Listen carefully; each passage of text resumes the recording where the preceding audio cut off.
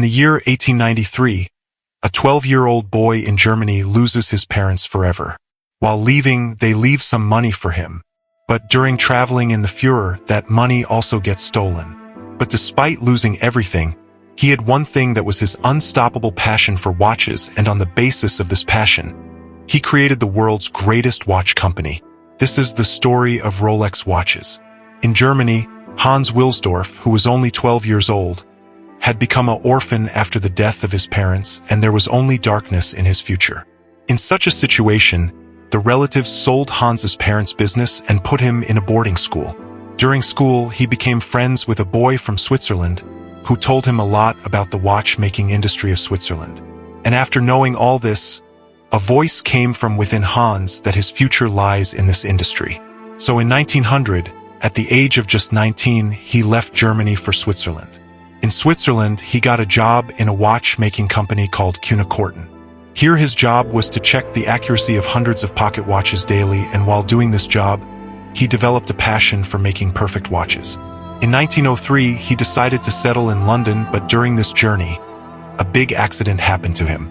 The entire 33,000 German gold marks that he had received from his parents were stolen. This was a big setback for him, but he had no other option but to keep moving forward. After reaching London, he took up a job in sales and marketing in another watchmaking company. And in the next 2 years, he learned a lot about manufacturing, sales, and most importantly, consumer behavior in the watchmaking industry. He realized that all watchmaking companies were concentrating on making their watches too fancy and decorative, while the customers wanted simple, accurate, durable, and elegant watches. To change this situation, at the age of just 24, he decided to start his own watchmaking business. But there was a problem. Hans did not have sufficient capital to start the business. So he took his brother-in-law as his business partner in exchange for capital. And thus the Wilsdorf and Davis firm was established in 1905. Firstly, he observed that travelers need a watch so that they can catch the trains or buses on time and reach their destinations on time. So he decided to make this watch specifically for travelers. In comparison to normal watches, he kept the size of the watch small so that traveler grievings could carry it. Also, the pouch was made from high-quality leather so that it looks premium as well as comfortable for traveling. During this time, it did not break. He named this watch Portfolio Pocket Watch, and as a first product of the company, it was quite successful. Although Hans started the company by making a pocket watch, he did not want to make pocket watches forever. He predicted that in future wristwatches would completely replace pocket watches. So Hans now put his entire focus on making world-class wristwatches. But the problem was that the customers of that time were not ready to accept wristwatches. Their perception was that only females wear wristwatches, but Hans wanted to change this perception of the customers. In 1906, Hans observed that in Britain both males and females liked to wear bracelets. And here he spotted a great opportunity. Silver and gold wristwatches launched, whose straps were not made of leather but of gold and silver, which looked exactly like bracelets. Along with that, they did not call these watches wristwatches, but branded them as bracelet watches. And because of this strategy, their watches in the whole of Britain during this time, Hans noticed that all the watches in the market had the name of the maker written on them. But now Hans wanted his watches to have a name of their own. A name that would be short enough to fit neatly on the watch face and could be easily pronounced in any language. He created over 100 names by combining different alphabets. And that is how a pleasant-sounding name came to his mind. That name was 1908. He got it trademarked. Even today, wristwatches are used not only to check time but also to enhance our overall looks and personality. But even an expensive watch cannot boost your looks and confidence if your teeth are misaligned or there are gaps in your teeth, because a perfect smile and well-aligned teeth are very important for a first impression. The common solution for teeth alignment is to get metal braces. But getting them is very painful, and they also look unattractive. There are a lot of food restrictions and it becomes difficult to maintain oral hygiene. That is why Toothsy has come up with invisible teeth aligners, which straightens your crooked teeth and also closes the gaps between the teeth. Their treatment time is also less compared to traditional braces, about 6 to 12 months. And because they are invisible, no one will know that you have worn them. Also, there is no pain in using them. And finally, they can be removed while eating. You will be delighted. Tootsie has designed the smile of more than 3 million Indians with its revolutionary product and customer service. So the result is guaranteed. So click on the link in the description and download the Tootsie app to book your free 3D scan right now. Rolex watches were selling very well, but their accuracy problem was still not completely solved. Actually, the movements of wrist watches were very small, due to which no one had succeeded in making a perfectly accurate movement. Until 1910, Hans used to import movements for his watches from Switzerland, but now Hans decided to make his own movements. He immersed himself in the study of chronology and held meetings with expert watchmakers from all over the world and became an expert in movements, and then developed his first wrist watch movement 15-line caliber 200. He sent it to Switzerland's official chronometer testing institute for certification. Rigorous tests were conducted on it there. After this, it became the first wristwatch movement in the whole world to receive chronometer certification. Basically, Hans had created the world's most accurate wristwatch movement. Due to this innovation, Rolex's reputation increased a lot, and now his watches started getting exported not only to Britain but also to other European countries. By 1914, Hans had set up multiple offices of Wilsdorf and Davis in Britain, more than 60. A team of exceptional people was also formed and the business was growing continuously, but then a major event put a brake on their growth story, World War I. To cover the expenses of the war, the British government imposed an export duty of 33% on watches, due to which overnight, Rolex prices increased by 33% in comparison to foreign competitors, and their sales crashed. To survive this crisis, Hans had to shift his entire company from Britain to Switzerland. Till now, Rolex was only the name of his watch brand. But after coming to Switzerland, he limited the name of his company to Rolex Watch, and started many of his business operations again from zero. Due to the war, the market of luxury watches had crashed. But then Hans observed a very interesting trend. Suddenly, there was a huge demand for wristwatches from the armies fighting in World War I. Actually, during a war, it was very important for all soldiers to see the time so that they could properly coordinate their actions, like when to fire, when to move forward, etc. In such a situation, using pocket watches to see the time was not practical because soldiers had to put down their rifles just to see the time. Therefore, armies started shifting to wrist watches in which it was very easy to see the time. Keeping this in mind, Rolex launched its trench watches for soldiers. The glass body of these watches was very strong, and it had luminescent radium hour hand so that soldiers could see the time even in low light. These trench watches helped Rolex to do good business even during the war. World War I soldiers were considered heroes in their countries, and when people saw their heroes wearing wristwatches, they also started shifting to wristwatches rapidly, and as Hans had thought, wristwatches completely replaced pocket watches, but there was still a big problem with wristwatches. Their accuracy deteriorated if dust or water entered them, and Hans now wanted to solve this problem. He decided that he would make such a watch case which would be very tight, so tight that its movement would never be damaged by dust, heat, and most importantly water.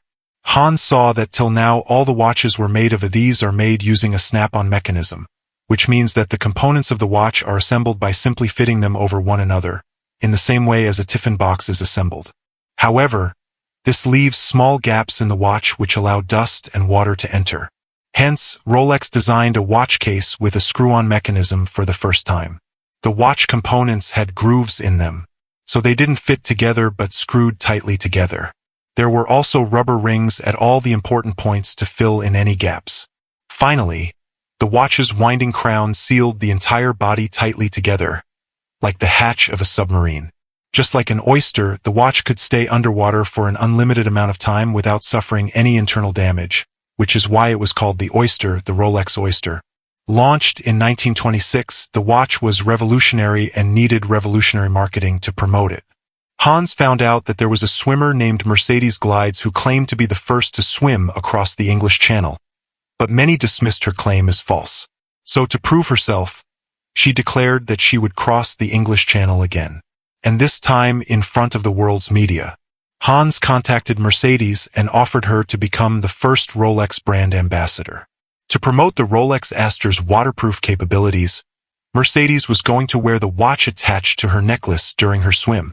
Her attempt started off well, and after swimming for about 10 hours, she covered about 80% of the English Channel distance.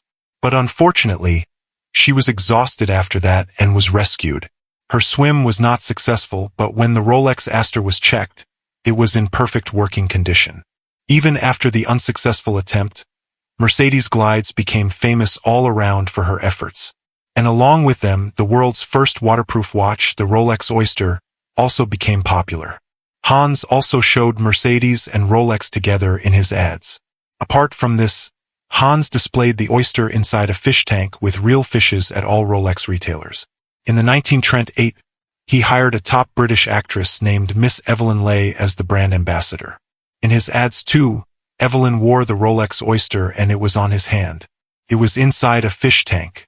Due to such a unique marketing strategy, the waterproofing features of the Rolex Oyster became very popular and it took Rolex's success to the next level. But while the whole world was praising Hans and Rolex, Hans was still not satisfied. Actually, the watches of that time were completely mechanical watches, meaning their power was not derived from a battery but from a spring. Basically, the spring had to be tightened by rotating the crown of the watch. After being fully tightened, this spring would slowly unwind and the handles of the watch would be pulled out. Simply speaking, it worked exactly like a keyed toy. These watches had to be winded every 2 days, and if the crown in the Oyster case was not tightened properly after winding, water could get inside. So Hans's next goal was to make a fully automatic watch. Hans worked for years to solve this problem and finally he invented the perpetual rotor. It was basically a semicircular rotor that could rotate 360 degrees inside the watch. This rotor was connected to a spring through multiple gears.